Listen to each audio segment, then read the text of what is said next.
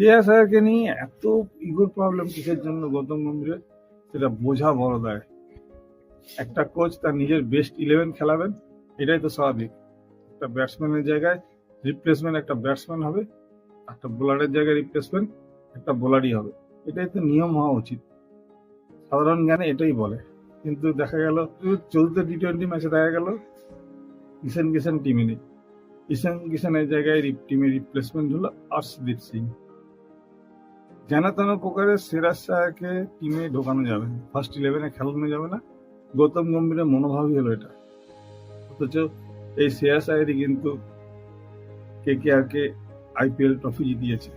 2024-25 সিজনে সিরাজ শাহ 617 রান করেছে, 8টা half century, highest run 97। এই সিরাজ শাহকেই যেন তেন প্রকারের দল থেকে বাইরে রাখতে চায় গৌতম গম্ভীর। কারণটা কি? কারণ একটাই, যেটা জানা যায় যে শ্রেয়াস আয়ার নাকি বলেছিলেন চ্যাম্পিয়ন হওয়ার পরে ক্যাপ্টেন হিসেবে যতটা আমার সম্মান প্রাপ্য ছিল ততটা সম্মান আমাকে দেওয়া হয়নি। তারপরেই কেকেআর ছেড়ে পাঞ্জাব কিংসে চলে যান। সেখান থেকেই হয়তো ইগোর প্রবলেমটা শুরু হয়েছে। তবে একটা কোচ তার টিমের বেস্ট 11-কে খেলাবেন, এটাই প্রায়োরিটি হওয়া উচিত। আপনারা কি বলেন? অবশ্যই কমেন্ট বক্সে কমেন্ট করে বলতে পারেন। ভিডিওটা এই পর্যন্তই।